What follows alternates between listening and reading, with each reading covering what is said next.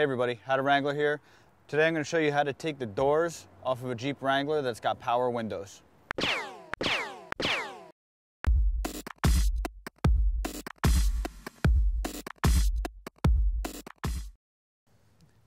Okay, so the first step you're going to want to do, you're going to want to make sure that you roll down all the windows, because once you disconnect the door power, you're not going to be able to do that, and it's going to make it a lot easier to carry them.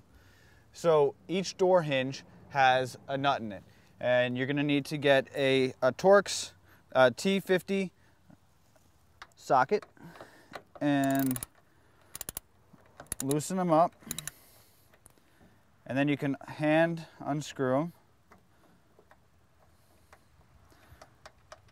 And then once you take them out, I'm going to show you where these can go in the back of the Jeep so you can store them.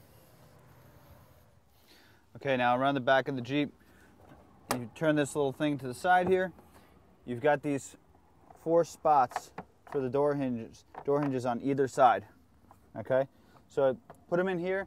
This way you won't lose them, and they'll stay with the Jeep because you're going to put the door somewhere else, but you're not going to be able to put those back in. Okay, now your next step, you're going to open up the door, and underneath right by the pedals here, you're going to see there's a wire coming out of the door. It's going to reach up underneath. There's a little button right on the bottom. You're going to press that in and then kind of jiggle it out, and this piece is going to come out. Now this is the button that you're going to be pushing. It's kind of hard to feel the first time. I'm going to try to get a shot up underneath so you guys can really see it. Now once this comes out, the next step is to just take this is the part that holds the door, so when you open it, it catches. It's a door catch. And it's got a little loop on the other side, so you need to bring the door in and then wiggle it around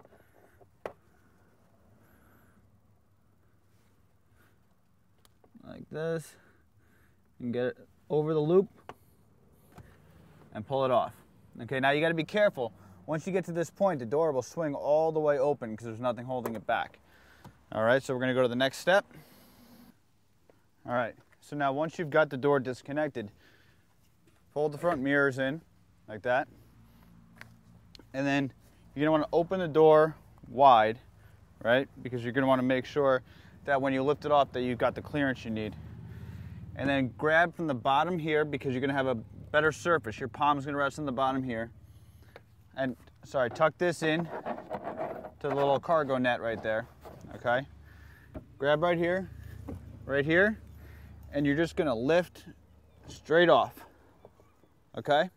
And you're going to want to go put your door down somewhere safe where it's flat on the bottom. All right, got the other passenger side door off, same way as the front.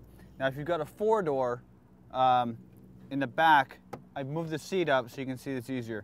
There's a panel that pops off right here. Just simply pop it off with your hand, and you're going to see that there's the cord, the same cord that goes on the front goes into the side here, through this hole and up into here. And it's actually, with the panel off, you can see pretty easily the button is right here. Push that, pull it down, and then just kind of lift this off of the same catch for the door, slide it through, tuck it into here, and then same as the front, just going to grab it down here and lift it off, and you're done.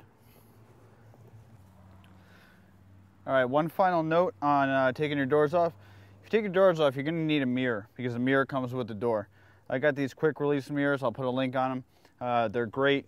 You just have to basically bolt this piece on here, and then take this screw out. There's this piece in here. Pop it in so it lines up in the middle. And then screw it down. And then you can just hop into the driver's seat and adjust it and make sure it's lined up and nice and tight. And then you're good to go, drive with no doors. Now when you're going to put your door back on, this is very tough, especially with the front doors, because they're very heavy.